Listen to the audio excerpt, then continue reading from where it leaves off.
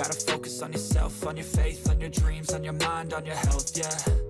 You gotta work, never tell, keep your head down, find what you love. আসসালামু আলাইকুম, take mentor থেকে 𝐿 আবারও হাজির হলাম চমৎকার একটি টিউটোরিয়াল নিয়ে। আজ আমরা দেখব কিভাবে ভিডিও স্প্লিট করতে হয়। আমি আজকে 5টি পদ্ধতিতে ভিডিও স্প্লিট করা দেখাবো। তো চলুন কথা না বাড়িয়ে শুরু করা যাক।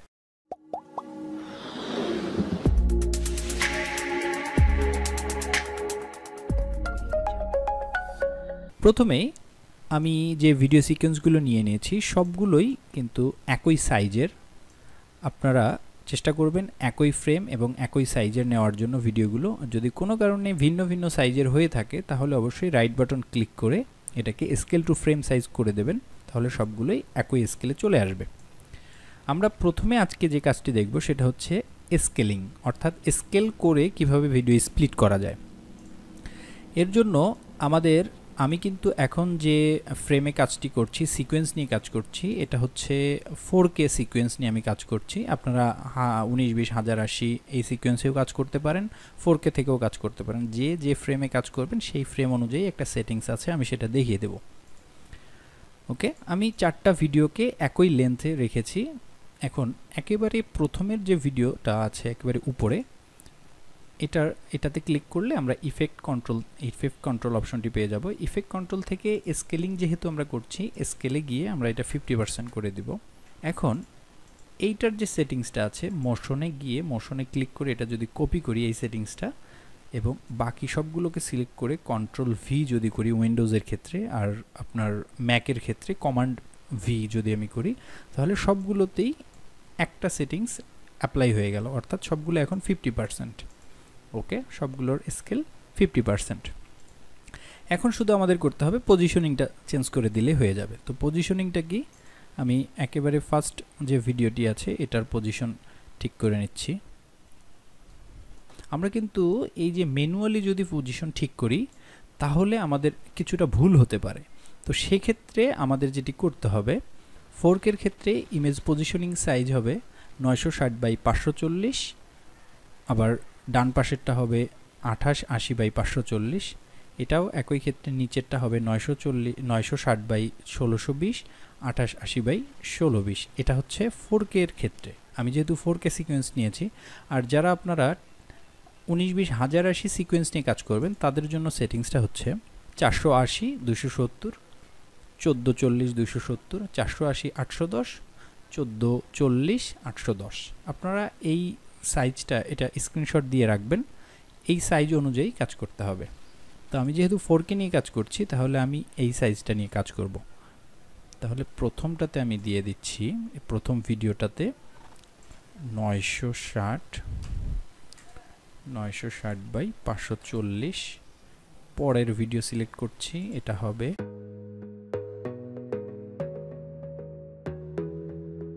নম্বর ভিডিওতে যাচ্ছি, এটার সাইজ হবে 2880x1620। ওকে, এখন কেমন হলো সাইজটি আমি একটু দেখে নিই। এই যে আমাদের 4টা ভিডিও একই ফ্রেমে চলে এসেছে স্প্লিট আকারে। তো ভিডিওটি যদি আমরা প্লে করি তাহলে কেমন দেখা যাবে, একসাথে সবগুলো সুন্দর প্লে হচ্ছে। এখন আমরা ইচ্ছা করলে ঠিক এর মাঝখানে একটা বর্ডার দিয়ে দিতে পারি। এই বর্ডারটা আমরা কিভাবে দেব, খুব ইজি প্রসেস। পেন টুলের অপশনটি চেপে ধরে থাকলে এখানে রেক্ট্যাঙ্গেল টুলটা আসবে। রেক্ট্যাঙ্গেল টুলটা আমি একটি রেক্ট্যাঙ্গেল আর্ট করে নিচ্ছি। আমি ফিল কালারটি রাখছি হোয়াইট, এবং এটার পজিশনিংটা আমি এখান থেকে ঠিক করে নিতে পারবো।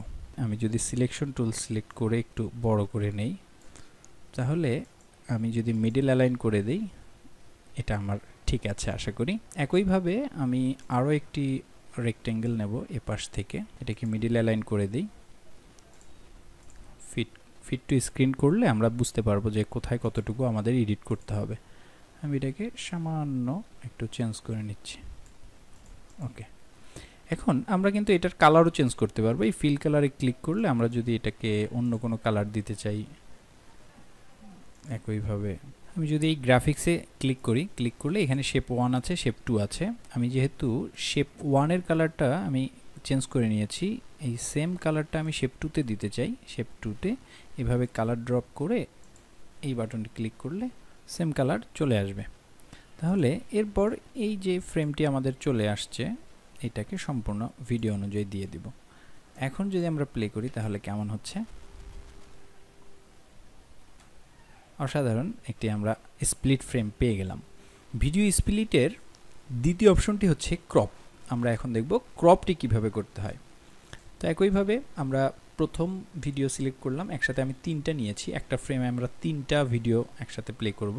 আমি সবগুলোকে একসাথে সিলেক্ট করে ক্রপটি আমি দিয়ে দিলাম। সবগুলোতে আমরা ক্রপের যে ইফেক্টটি সেটা আমরা নিয়ে নেব। ক্রপিংয়ের ক্ষেত্রে আমরা একেবারে প্রথম যে ভিডিওটি আছে এটাকে যদি আমি লেফটে 25, টপে 25, রাইট 25 এবং বটম যদি 25 করি, তাহলে আমরা ঠিক এরকম একটা ফ্রেম সাইজ পেয়ে যাব। একইভাবে নিচেরটাও যদি আমি করি, এটাকে আমি পজিশনটা ঠিক করে নেই, তাহলে দেখতে সুবিধা হবে আমাদের। আমরা এটাকে পজিশনিং করে নিচ্ছি। এরপর দ্বিতীয়টির ক্ষেত্রে একটা জিনিস খেয়াল রাখবেন আপনারা, যে আমরা লেফট এবং রাইট মিলে 50% রাখবো এবং টপ এবং বটম মিলে 50% রাখবো। তো যদি আমি লেফটে 11% দেই, তাহলে রাইটের ক্ষেত্রে কত আসবে? 39। আবার যদি টপে আমি দেই 31, তাহলে বটমে আসবে 19। তাহলে এই যে একটা ফ্রেম সাইজ আমি পেয়ে গেলাম। এটা যে আমি আমার মতো করলাম, আপনারা আপনাদের মতো করতে পারেন, তবে এতটুকু মনে রাখতে হবে যে আসলে লেফট এবং রাইট, টপ এবং বটম আপনারা 50-50% করে রাখবেন, ঠিক আছে? তাহলে অ্যাকচুয়াল আমরা এই সাইজটা পেয়ে যাব ক্রপিং করে। এখন এটাকেও আমি স্কেলিং করে নিচ্ছি পজিশনিং করে। এখন তৃতীয়টির ক্ষেত্রে আমি যদি লেফটে 25% এবং রাইটে যদি 25% দেই, তাহলে কেমন আসে? এখন এটাকে স্কেলিং যদি আমি করি, একটু পজিশন চেঞ্জ করে নিচ্ছি। আমার যেহেতু অবজেক্টটি দেখা যাচ্ছে না, তাহলে আমি এটাকে লেফটে একটু বাড়িয়ে নেব। হ্যাঁ, লেফটে বাড়িয়ে নিয়ে এটা পজিশনটা আমি চেঞ্জ করে নিচ্ছি, সরিয়ে নিচ্ছি। এটা আপনাদের আসলে এটা অ্যাকচুয়ালি নিজেদের প্রয়োজন অনুযায়ী, যে আসলে আমি কতটুকু রাখবো, কতটুকু সরাবো। আমি যদি সামান্য ক্রপ করি তাহলেও হচ্ছে। আমি পজিশনিংটা ঠিক করে নিচ্ছি। ওকে, আমার মনে হয় সবগুলো ঠিক আছে। এখন একসাথে যদি আমরা প্লে করি তাহলে কেমন হচ্ছে? অসাধারণ একটি আমরা স্প্লিট পেয়ে গেলাম, ভিডিও স্প্লিট। প্রথমে আমি দেখিয়েছি 4টা একসাথে কিভাবে করতে হয়, এখন দেখাচ্ছি আমরা 3টা একসাথে কিভাবে করতে হয়। এখন পিছনের যে ব্ল্যাক যে বর্ডারটা দেখা যাচ্ছে, এই বর্ডারটাও কিন্তু আমরা চেঞ্জ করতে পারি। সেক্ষেত্রে এই 3টাকে আমরা একটা স্টেপ উপরে উঠিয়ে নেব এবং নিচে একটা, আমি যদি প্রজেক্ট থেকে এই রাইট বাটন ক্লিক করে একটি নিউ আইটেম থেকে কালার ম্যাট সিলেক্ট করি, কালার ম্যাট সিলেক্ট করে ওকে করলাম। এরপর আমি কালার দিয়ে দিলাম হোয়াইট। ওকে, আমি কালার ম্যাট করে নিলাম।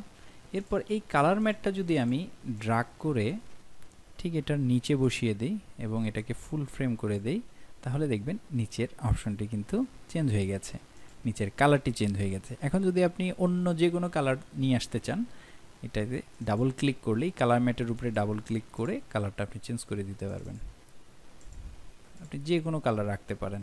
এরপর আমরা দেখব কিভাবে সাইড বাই সাইড স্প্লিট করতে হয়। তো সাইড বাই সাইডের জন্য আমি 2টি ভিডিও ফাইল নিয়েছি। এখন এই প্রথম যে ভিডিও ফাইলটি আছে একেবারে উপরে, সেটার জন্য একটি ইফেক্ট আমরা সিলেক্ট করব। ইফেক্টটি হচ্ছে রেডিয়াল। এখন রেডিয়ালের ক্ষেত্রে যে ইফেক্টটি আসবে সেটি হচ্ছে 2টি ইফেক্ট আছে, একটা রেডিয়াল ওয়াইপ আর একটা হচ্ছে রেডিয়াল ওয়াইপ। আমরা রেডিয়াল ওয়াইপের কোনটা ইউজ করব? আমাদের রেডিয়াল ওয়াইপের ক্ষেত্রে ভিডিও ইফেক্টস থেকে ট্রানজিশন থেকে যে রেডিয়াল ওয়াইপটি আছে এইটি আমরা ইউজ করব, এটা ইউজ করা যাবে না। ওকে, রেডিয়াল ওয়াইপটি আমি এই প্রথম ভিডিওতে আমি অ্যাপ্লাই করলাম। রেডিয়াল ওয়াইপে এখানে ট্রানজিশন যদি আমি 50% দেই, তাহলে মূলত এটা হচ্ছে এইভাবে সে কাজ করবে, ঘড়ির কাঁটার মতো ক্লকওয়াইজ এখানে লেখা আছে। আমি এটা 50% করে দিলাম এবং স্টার্ট অ্যাঙ্গেল যদি আমি এটা 35% করে দিই, তাহলে এই সাইড বাই সাইড একটা সুন্দর একটা ফ্রেম আমি পেয়ে গেলাম। এখন আমি এটার একটু জাস্ট পজিশনিংটা চেঞ্জ করে নেব যাতে দেখতে সুন্দর হয়। তো তো সেক্ষেত্রে আমি প্রথম ভিডিওটার একটু বাঁয়ে চাপিয়ে নিচ্ছি, একটু পজিশনিং করে নিচ্ছি। সেক্ষেত্রে দেখেন আপনার কিন্তু রেডিয়ালটাও সরে যাচ্ছে। এটা আমরা ওয়াইপ সেন্টারটা যদি একটু চেঞ্জ করি তাহলে কিন্তু হয়ে যাচ্ছে আমাদের। এই ওয়াইপ সেন্টারটা আমি একটু সরিয়ে নিচ্ছি। এবার নিচের ভিডিওটির আমি পজিশনিং চেঞ্জ করে নিচ্ছি।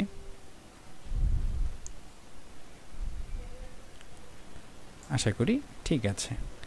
ওয়াইপটা যদি আপনারা এই ওয়াইপ সেন্টারটা একটু চেঞ্জ করতে চান আপনারা করতে পারবেন, কোনো অসুবিধা নেই। ওকে, এখন কেমন হলো ভিডিওটি আমরা একটু প্লে করে দেখি। সাইড বাই সাইড এই রেডিয়ালটি অনেক সুন্দর একটি আমার কাছে মনে হয় যে স্প্লিট, আপনারা আশা করি নিজেরাও পছন্দ করবেন। এখন আমি যাচ্ছি ঠিক এই কর্নারে একটি বর্ডার থাকবে। তো সেক্ষেত্রে আমার কি করতে হবে, কিছুক্ষণ আগে আমরা রেক্টেঙ্গেল নিয়ে কাজ করেছি, কালার ম্যাট নিয়ে কাজ করেছি, এখন করতে হবে পেন টুল নিয়ে, কারণ যেহেতু এটা আড়াআড়িভাবে আছে। তো আমি এটাকে একটু স্কেলটা একটু কমিয়ে নিচ্ছি। এরপর একটা সিলেক্ট করে আমি বাইরে পর্যন্ত এটা দিয়ে দিলাম। এটার ফিল কালার না রেখে আমি দেবো স্টক কালার এবং স্টক সাইজ দেব 40 বা আপনাদের পছন্দ মতো দেবেন। আমি 40 দিলাম, এটাতে আমার কাছে মনে হয় ঠিক আছে। এরপর সিলেকশন টুল থেকে এটাকে আপনারা পজিশনিং করে নেবেন সামান্যতম, যদি আপনাদের পজিশনিং করে নিতে হয়। জি, আশা করি ঠিক আছে। একইভাবে এই গ্রাফিক্সটিও সম্পূর্ণ ভিডিও জুড়ে আমাদের দিয়ে দিতে হবে। এখন যদি আমরা ভিডিওটি প্লে করি দেখি,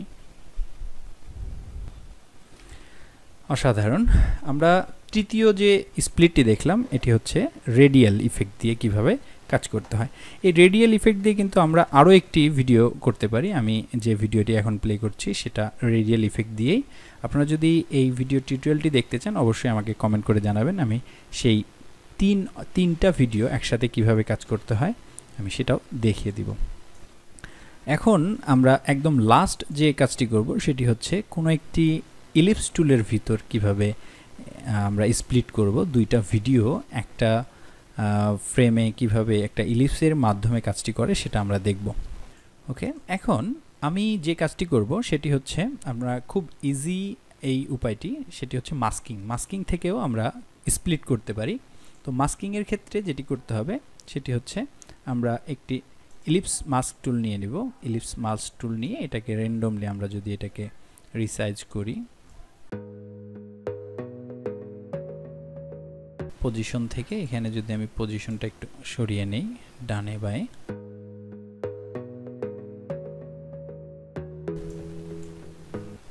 ওকে, এখন যদি আমরা প্লে করি সেটা কেমন হলো সেটা একটু দেখি।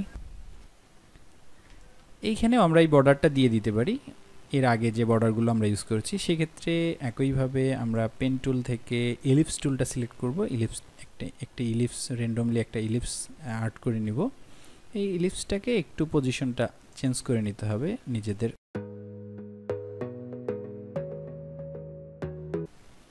আশা করি হয়ে গেছে। আমি এটাকে ফিট টু স্ক্রিন করে দেখি, কোথাও সামান্য কিছু পরিবর্তন করা লাগলে আপনারা এখান থেকে করতে পারবেন। আজকের এই 4টি অপশন ছিল। প্রথমটি ছিল স্কেলিং, দ্বিতীয়টি ছিল ক্রপিং, রেডিয়াল ইফেক্ট এবং চতুর্থটি হচ্ছে আমাদের মাস্কিং দিয়ে আমরা কিভাবে স্প্লিট করতে পারি।